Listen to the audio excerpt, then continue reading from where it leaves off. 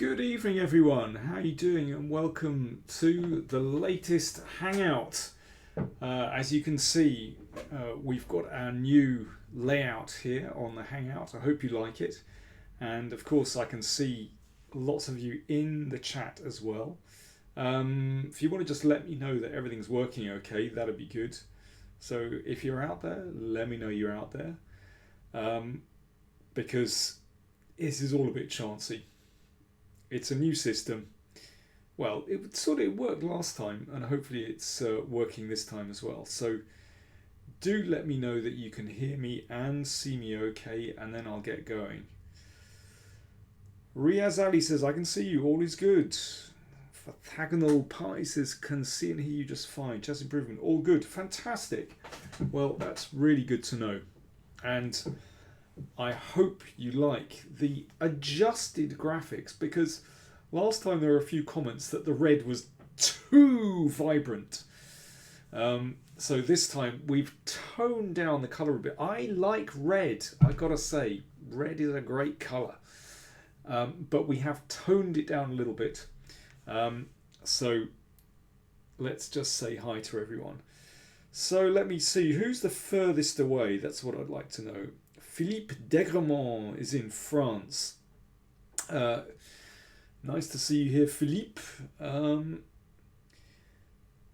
Robert Wilch says, what is that god-awful sound at the beginning of your videos? That's chess pieces. Look, it's chess pieces dropping onto a board from the box, ready for you to set up. That's what that's all about. Stephen Petrie says, good morning from Arizona. Well, that's probably the furthest away we have at the moment, so that's good. Gregory is in Namibia. Riaz Ali, he's in Wiltshire. Yeah, that really is the absolute back of beyonds, Riaz. Yeah. It's Brentford Red. Yes, Lazy Chess Cat. Well done. Exactly. Khatar Baba says, Ding Liren will win. Well, let's see. Stephen Wolf's in Portugal. Ritik is in India. Which part of India, Ritik? Which part? It's a country I've been to a couple of times. And I hope to visit again. Which part of India are you from, Ritik? Lazy Chess Cat is from Luckenwalde in good old Deutschland. Pune, right, in Maharashtra, which is that's just kind of south of Bombay, I think. Hi, Ian. MVL has the luck to make it. Okay.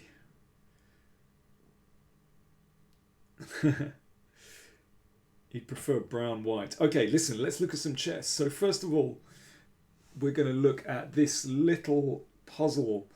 This was actually from a game that played relatively recently. How should white play in this position?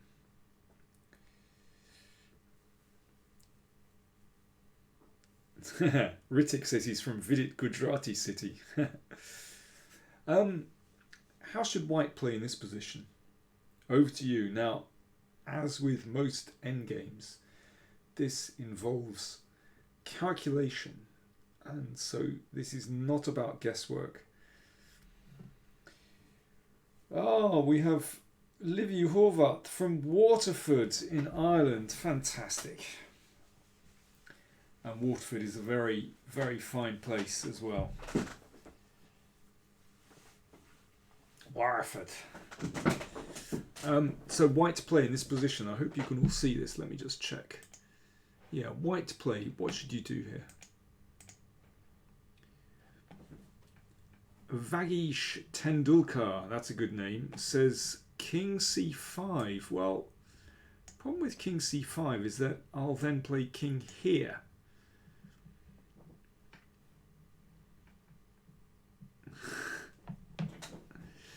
Bethuriel says, is Chelsea the place east of Eden or in the middle of Norway?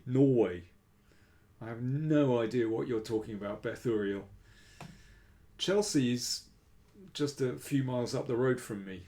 It's not far away at all. Chelsea is the second best team in West London. That's saying something. So yeah, after king e6 there's a problem because now we squeeze the king out of the way.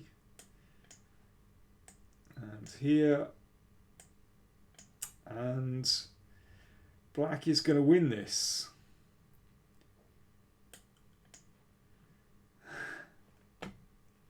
Okay, but there's an interesting moment here. Now, what happens if, let me see, we play this? Now, how does black win from this position? This is actually slightly trickier than it looks. Riaz Ali comments, isn't it weird that there's no football team simply called London United? Not really. And here's why. Because London is a collection of villages, basically. That's why. So it would be very difficult to get a London United team. There are simply too many people. Pawn says, Daniel, you need to clean your room. I think you're right. It's getting out of control. Basically, the books are just overflowing at the moment. It's not good. And more than books, papers and I don't know what, magazines, rubbish, yeah. Bethuriel says, I remember Elvis Costello, I don't want to go to Chelsea. Yeah, I feel like that sometimes as well. I'd rather go to Brentford. Great song. Don't want to go to Chelsea. Good bass riff.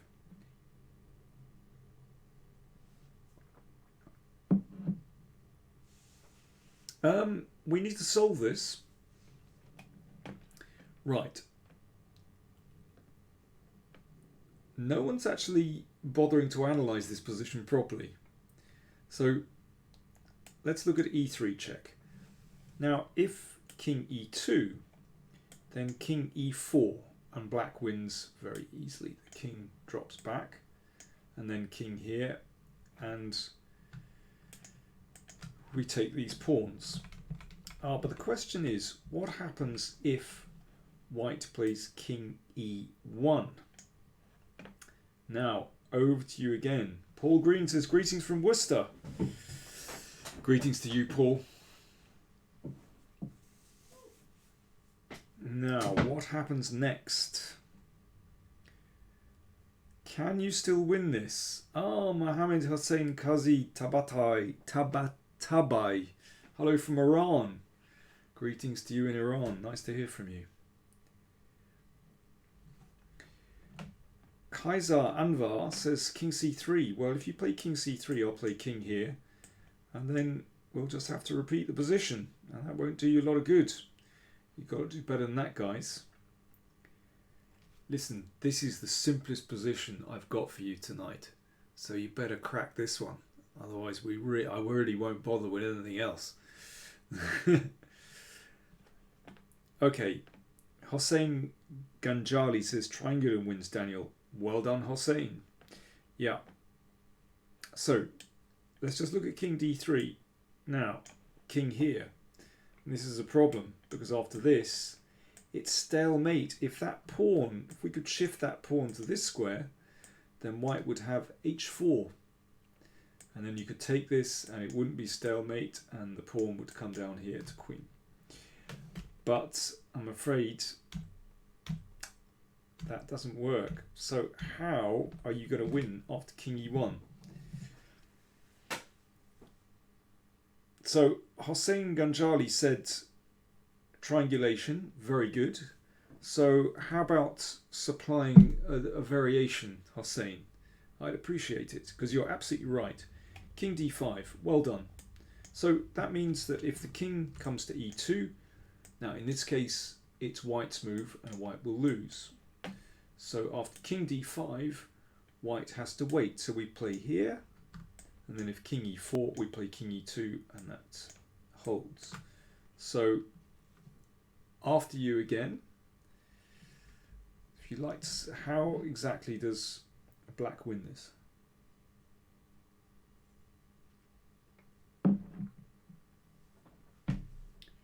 Hossein, well done. You said it straight away. Triangulation. So that's a very clever waiting move. So if king e2, then we play here and wins. And so we play here. And then we come back with king, not king e4, but king d4. There's the clever move. Thank you, Hossein Ganjali. Well done. So if king e4, king e2, then king e4 wins. And if king d1, then king hit wins. Excellent. There we go. So just a quick action replay. In this position, let me see here. So basically what white's king can only go back and forth. So white's king is binary, whereas black's king can dance a waltz. White's king is in 2/4, but black's king is playing in 3/4 time. If any musicians out there understand what I'm going on about. So let's just see a little action replay again. King d5, king e5, and king here, and this wins. Well done. Okay, but we need to go back to this position. We need to go back to the very beginning. Now, in this position, king c5 was suggested. What should white play instead of king c5? King c5 simply loses. Of course, you have to see this, understand the triangulation, but it's an old trope. What should white play here?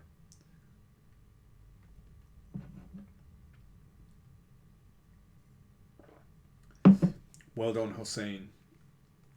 King c4, of course, yeah. Bethuriel says after last move, white is in a minor mood, yeah. And if king here, then king c5. And now it's clear this is just a draw because black has to give up this pawn. And then we'll play h5 and it'll be a draw quite quickly.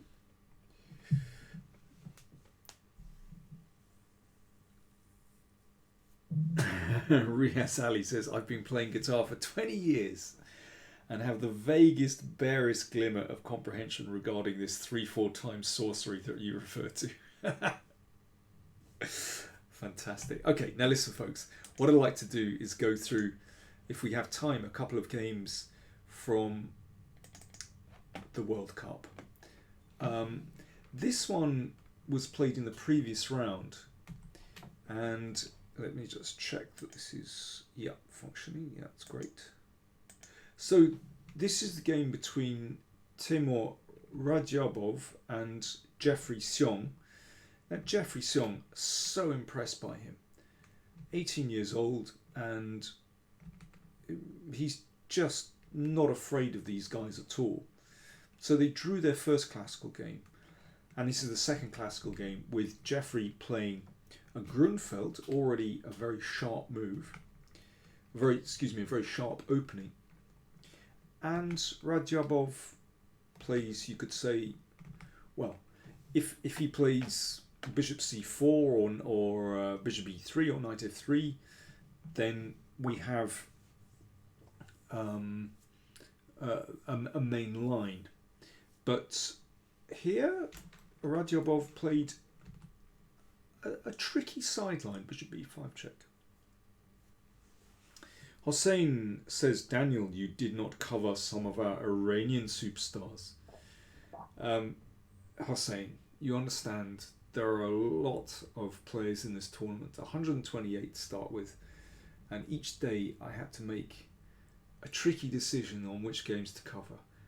Unfortunately, I didn't manage to look at any games by Iranians. However, if you hang on in this broadcast, then I will show you a finish of a game by...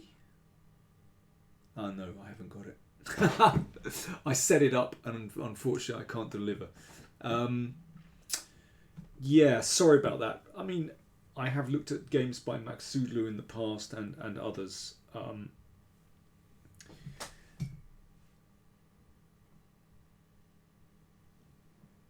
So yeah, another time. Don't worry.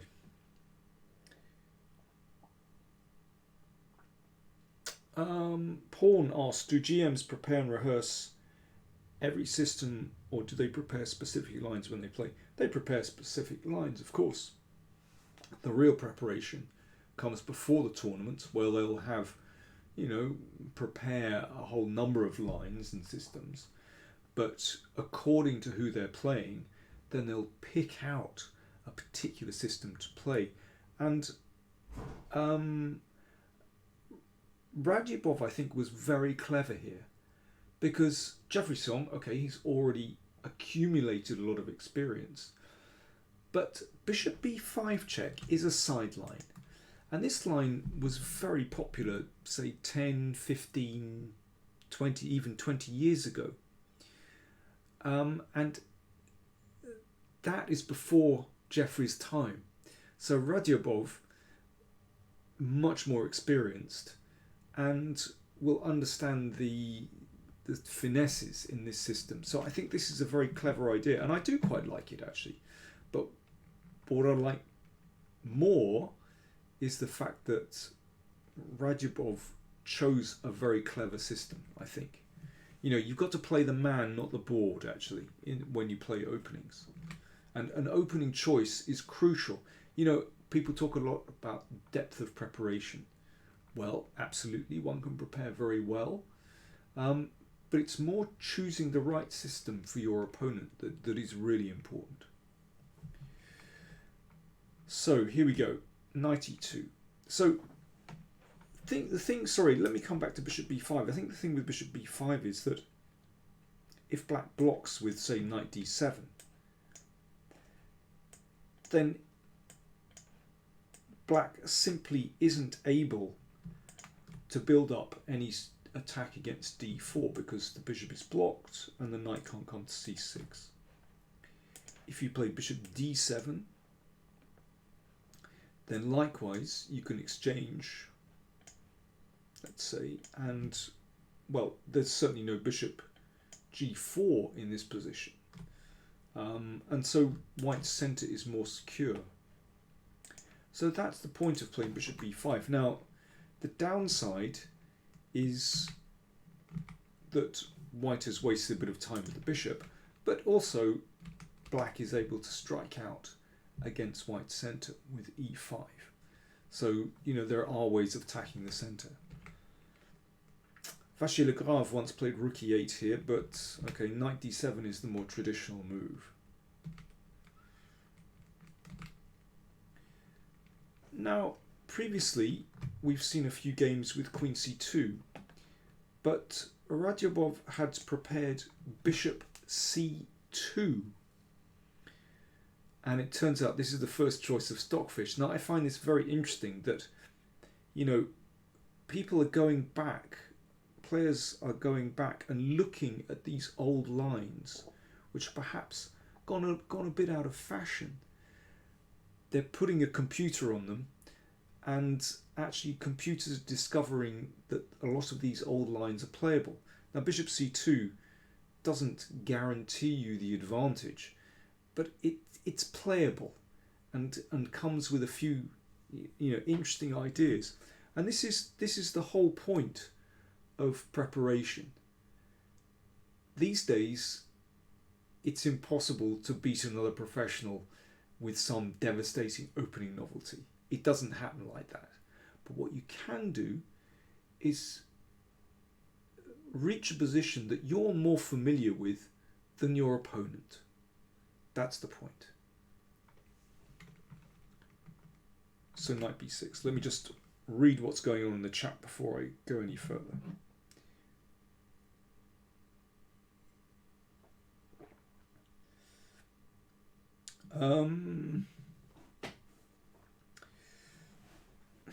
Hossein, Hossein, you're being very controversial tonight. You have strong opinions, I can see. You say that luck is a huge element in elimination tournaments. I just think it's a really interesting tournament.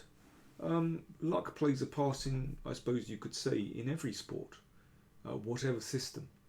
You know, for a specific moment, you have to play as well as you can, and sometimes people blow it, like today. You can call that luck if you want to. Sometimes I think it's just about holding your nerve together, and surely that's a part of every sport. So I wouldn't call it luck. And I have to say, I really like this FIDE knockout system. I think the FIDE World Cup is a really attractive tournament. I just wish they wouldn't call it a World Cup, because it makes it confusing with, for me, the real World Championship, which is a match.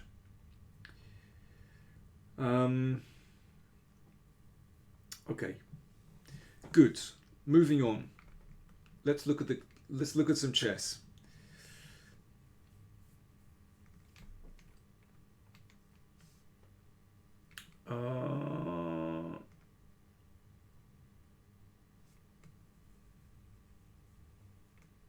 Let me see.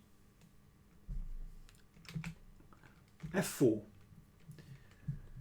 So this is a very, very direct method of playing by Radjabov. I mean, for me, this is very attractive because White is just trying to seize the initiative from the word go.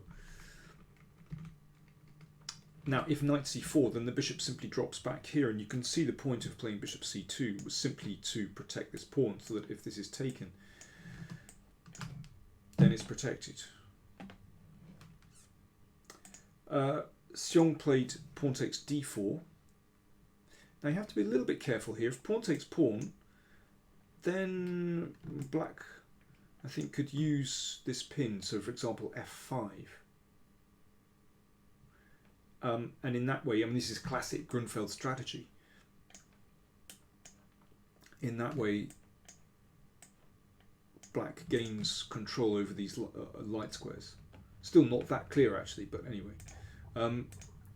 So pawn takes pawn, bishop takes pawn. So this is to exchange off the defender.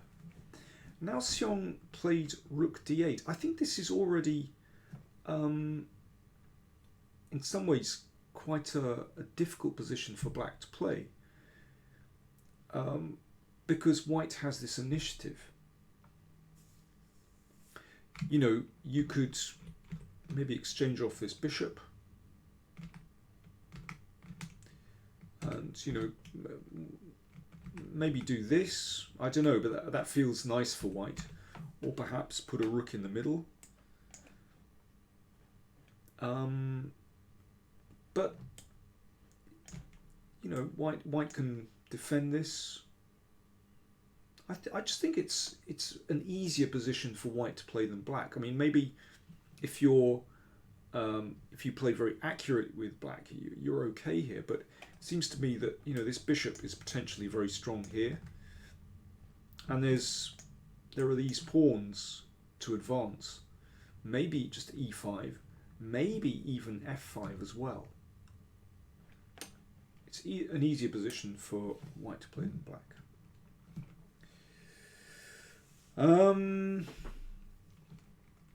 Thank you, Samuel F. in Vienna.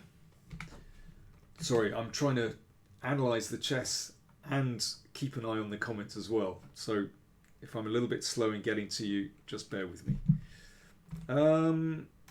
Douglas Squirrel says bishop h6. Seems a bit funny to leave this bishop here. I know it could be driven away, but well, maybe. I don't know. Feels like white is kind of doing stuff here. Maybe even f5. Anyway, let's crack on with the game. So rook d8. Demetrius, thank you. So f5. Let's just carry straight on. And now Xiong took, and he played c5. So what he's doing is, he's trying to claim some squares here. Now this is a really interesting position. I'm going to invite you to suggest a move for white here. White play. How would you play here with white?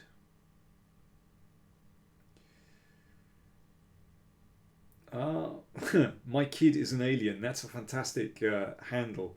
It says, greetings from Vienna. Another viewer in Vienna. Vienna, a beautiful city. I was there, oh golly, about 4 years ago. Time flies. And in the summer. And it was a really fantastic experience. I loved hanging out like in the main square. Or one of the main squares by the town hall where they had these fantastic open air cinemas.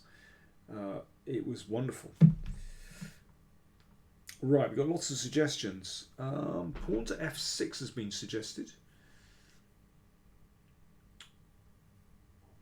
Anand Sivaram says f6 queen d2 and go roar. Interesting. A lot of people want to play f6. Could play f6. I guess the queen, well, let me see. I guess the queen will just drop here.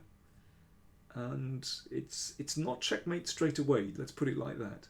I mean, f6 is quite possible, and in fact it comes fairly soon. But actually, it can be very useful to keep the option of taking here and potentially attacking f7 as well, actually. It's interesting. No one has come up with, well, I should say that Rajibov played queen d2, but probably not the best move, actually. But there's one really, really attractive move.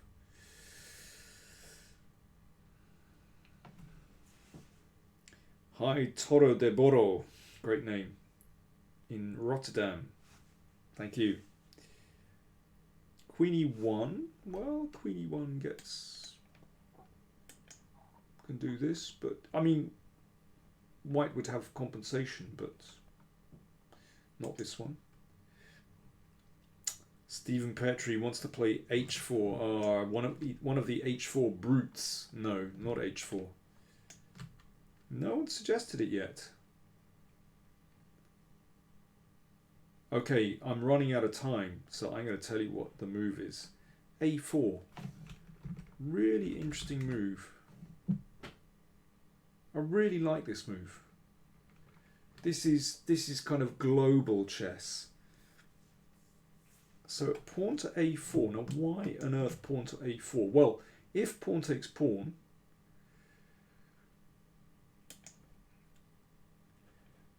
then we play bishop b3.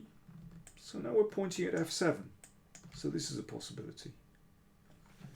So king h8. Then we can push this one. So the knight goes back to rather an uncomfortable square. We take here. Thagnall Pie says, nobody's going to believe me, but I was going to suggest that to drive the knight away and play bishop b3. But you were too late. So this is already looking tremendous for white. So the bishop is just rammed in there beautifully. I mean, this is obviously very uncomfortable. There's pressure here. You know, this could be rook f7 might be an option. a6 might be an option. I mean, this is just very nice for white. And if we go back,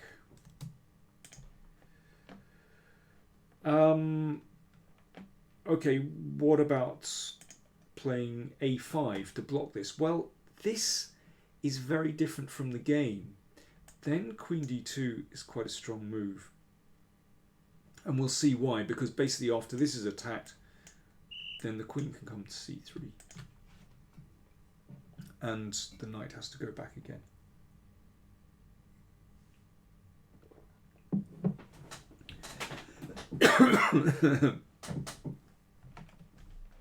So, a4, really strong move.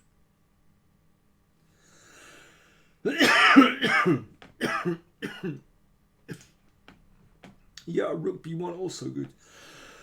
After a5. Okay, let's look at the game. Queen d2, knight c4.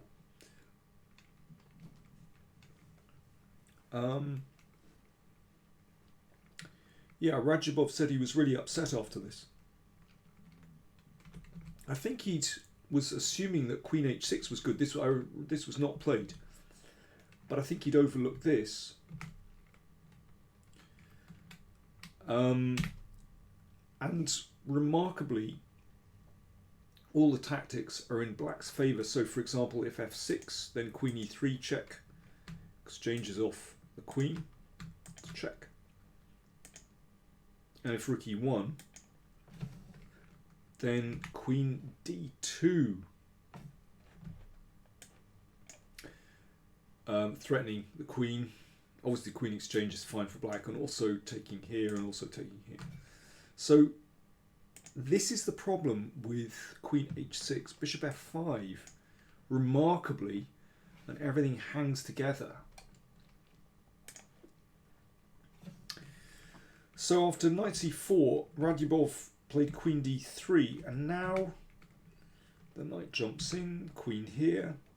Now, of course, Radubov could repeat the position, but he said afterwards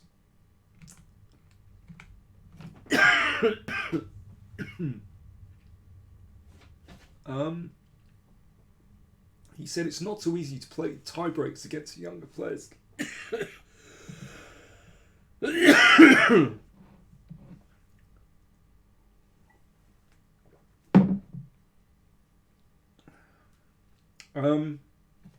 I will answer your question later. Anand, I did answer the question, actually.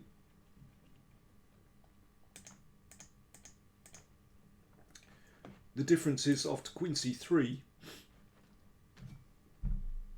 Ah, yeah, here. After Queen c3. Sorry, I didn't answer it. I beg your pardon. Yeah, after Queen c3, then b5.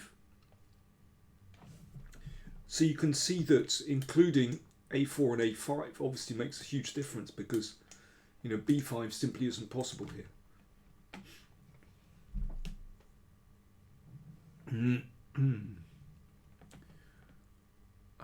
Sandeep Dasika says, "Are you smoking, Daniel?" No. I absolutely don't smoke.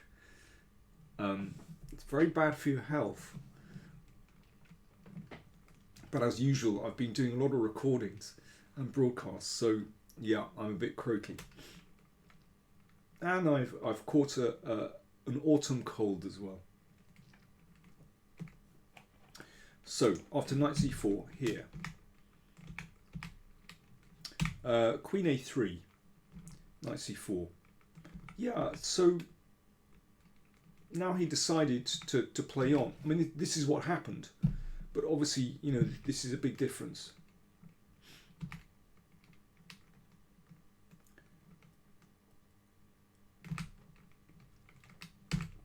But, I mean, I think this is a really brave decision from Radubov. You know, he spurned the draw and goes in for this position, which is just very unclear.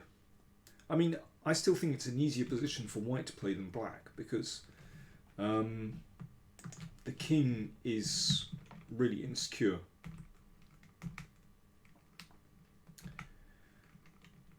And here, well, Sion played knight e3, but maybe it's better just to give up this pawn.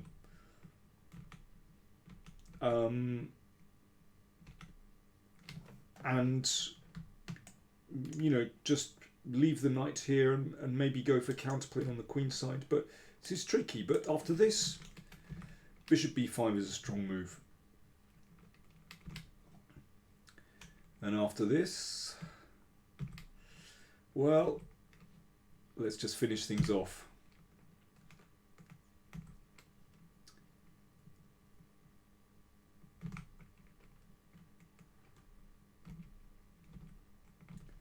Okay, now this is a really strong move. By the way, if the knight moves, then there would be queen c5 check. So this.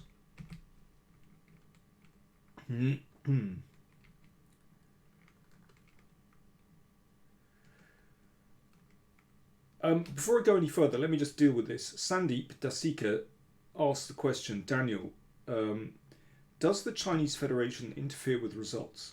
I mean, would they want Ding to lose against Yang Yi with regards to the candidates in mind?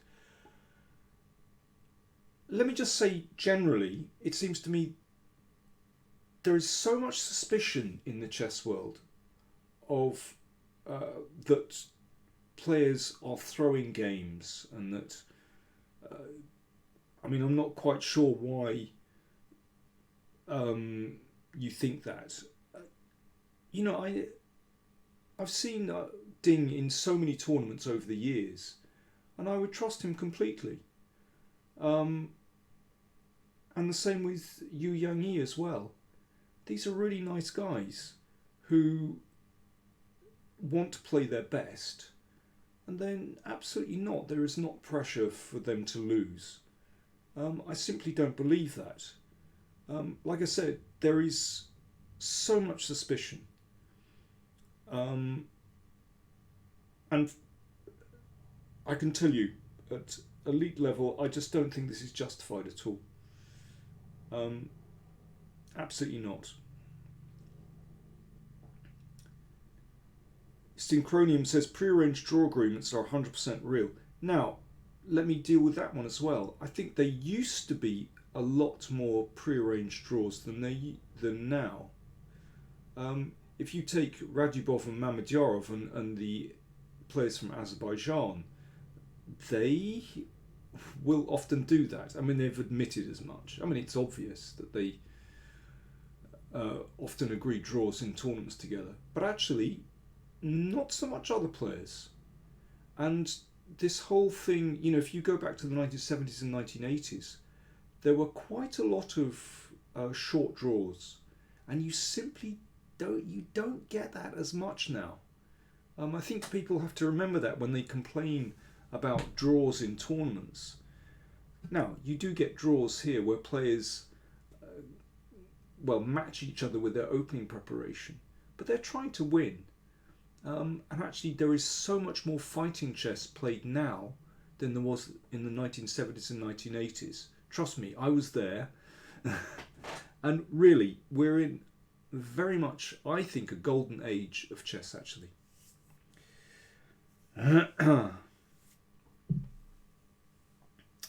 Right, let me continue with this. Queen c4. Now, the reason this is good for white is that black has problems with the pawn on f6 and black's king position, back rank, and this pawn here. And basically, yeah, black has a problem with both.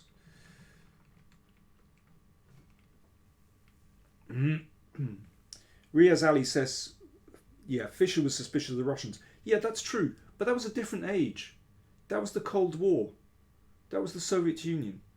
And we don't have that now.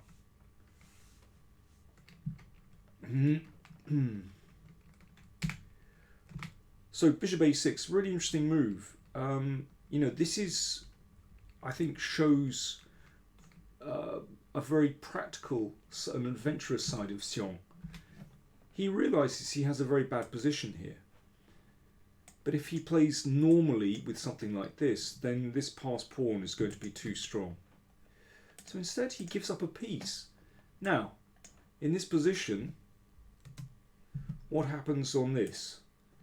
Well, Radubov didn't do this, and I think I can understand why he didn't, because suddenly there is a counterattack here with Queen h2 and Rook b8. And this is actually quite an...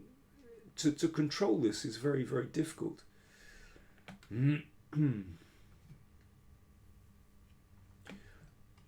So Radubov, very practical. He played Queen f4. and he knows that this endgame is very, very promising for white.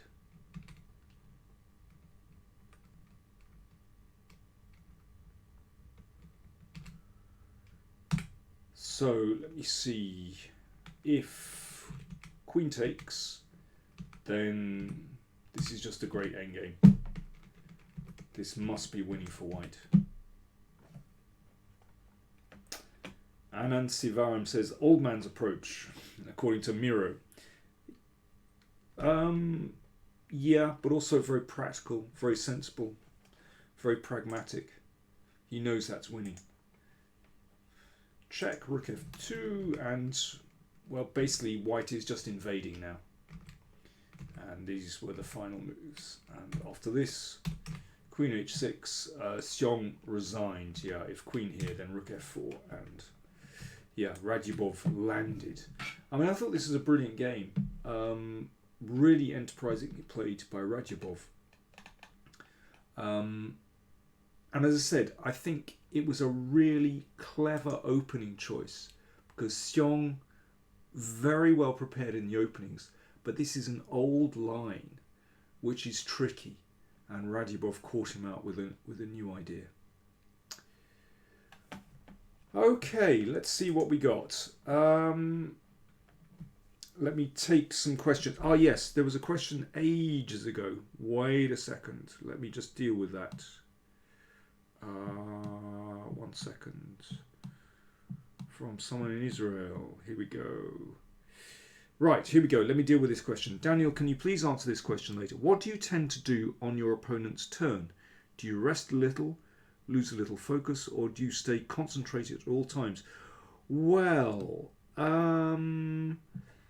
everyone is different. So some people like to make a move and go for a little walk around the tournament hall to maybe just clear their head a little bit. I was very different. I like to sit at the board and keep working as hard as possible. Keep analysing, keep focus, keep concentration. Because my view is that the more you sit at the board, the more you analyse, the more you see, and the more you see, the better you play. It's that simple. So for me, keeping concentration was really, really important. But as I said, everyone is different. You know, you see guys walking around the tournament hall and staring into space and keeping concentration that way. Not for me. I like to focus and not to be distracted by other things. And actually, you know, I could tell you what my weaknesses are, but for me, that was one of my strengths, maintaining concentration. And I think it got me a lot of points.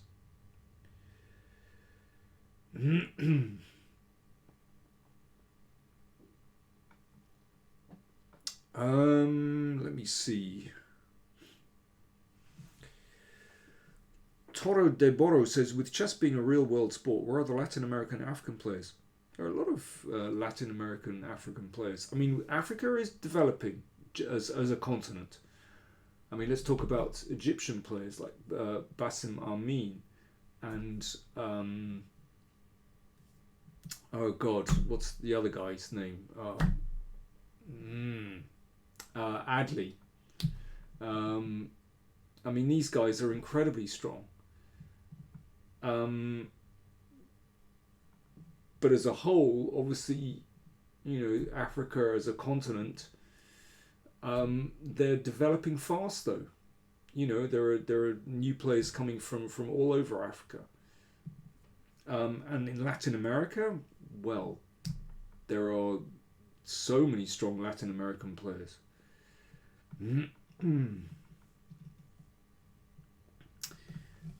Carol Tubil says, hi Dan, I wonder if you're up to date when it comes to the newest chess literature. It would be nice if you could do some book review like you did in the past. Yeah, actually, you can probably see behind me, I've got a stack of books there that I'm been meaning to review for some time. The problem is there is so much interesting chess being played and so many big tournaments that I simply haven't got around to doing more book reviews, but I hope to do so to do more reviews very soon. Another question. Daniel, why did you choose to become a chess professional? That's something I would like to know. Why not a musician? Yeah, well, um, I, I have played uh, music professionally as well, actually. That's something I've done, combining chess and music. I was playing, for example, in a band in a jazz trio, and we had a residence in a big hotel in a bar in the centre of London. So I have played music professionally. It's difficult to combine the two, and at the moment, music has taken a back seat. But I hope to get back to it in future. But why? I don't know. Things just happen in life. At the moment, it doesn't suit me to play music because I'm just busy with lots of other things. Just how things go.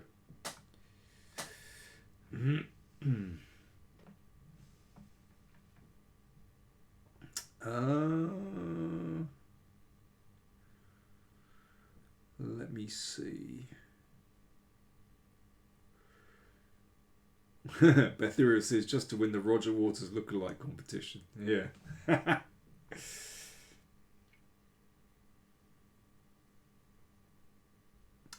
Chinar Patil asks, Danny, who's your favourite co-commentator? I suppose all of them have different pros and cons. Who's the best player to interview? Okay, that's a good question. I have to be careful with that because obviously I'm working with a lot of people. But yeah, everyone has their pros and cons. But let me tell you that I'll be working again with Anna Rudolph, and we'll be co-commentating at the Isle of Man tournament, the FIDE Grand Swiss tournament that starts in the Isle of Man on, let me see, what date is it? 10th of October? Yeah, we'll be co-commentating, and I enjoy commentating with Anna very much, but there are many others.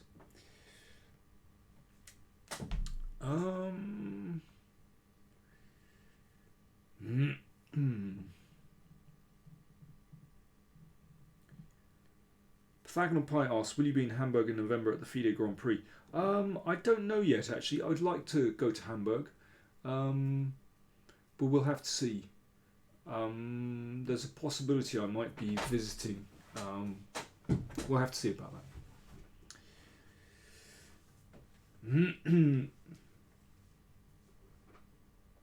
Okay, I think, let me see if I can just give you one last little puzzle to solve.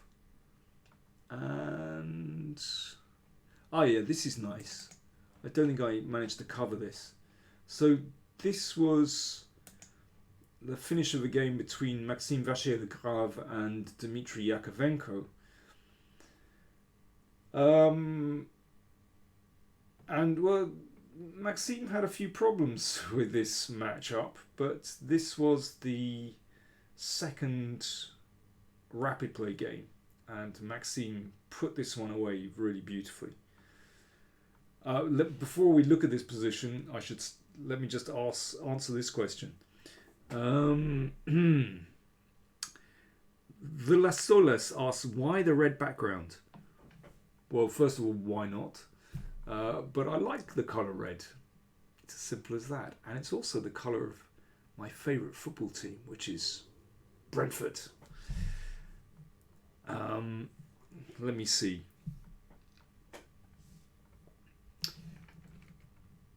So here Maxime played a5. And you can see that we have rooks and opposite colour bishops. And that can introduce some tricky tactics. Alan Manage says, a closet LFC fan. Well, I do like Liverpool as well, I have to admit. I really like watching Liverpool. But Brentford is my local team, and I support Brentford. They're great. So, here's my question for you.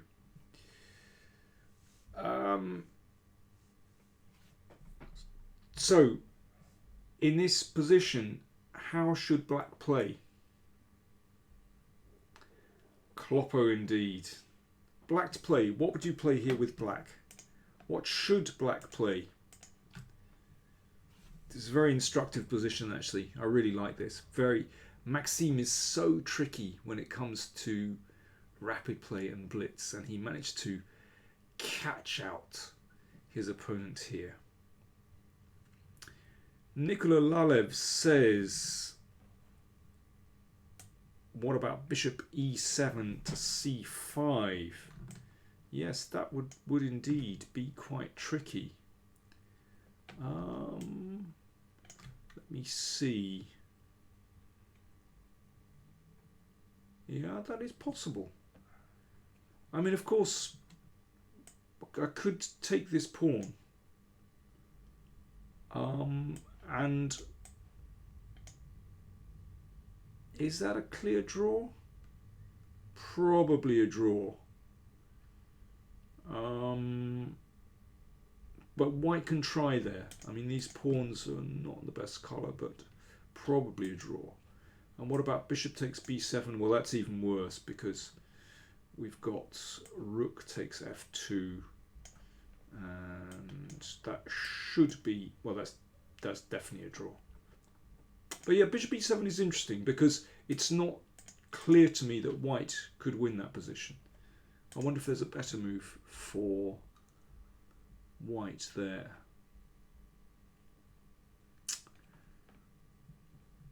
No, bishop e7 is reasonable. I think there's another move as well for black, which is maybe simpler. Well, definitely simpler than that, because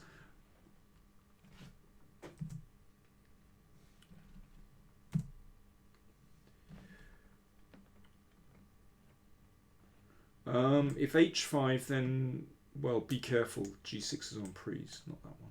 Oh, maybe you're talking about h5 for white. Yeah. Well, simple move. No one suggested it so far. King d6. And the idea is this, that after bishop takes b7, you can play bishop a5. And that's obviously a draw because rook takes bishop. Nothing to do there. Yeah. And otherwise, well, if a6 to come through here, then we've got rook takes f2 check. And bishop b6. And this is a draw. Still got to be careful, but it should be a draw. So king d6 is actually the best move here. But instead, Yakovenko played probably the most natural move, king f6, staying close to these pawns. But what did Maxime now play?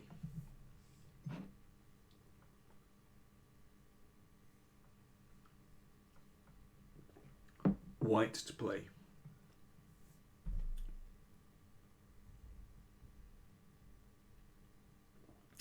Not king f3. Geoffrey Valencia, well done. a6. Oh no, excuse me. He didn't play a6. No. He didn't play. I beg your pardon. He didn't play a6 because then we could take here. Or yeah, we play rook f2 check. And once again we have this. So no, not that one. Not a6. Yes, bishop b7. And the question is, what happens on bishop a5? Now there is a difference here. What is the difference? Philippe Degremont. Il a dit, allez les bleus.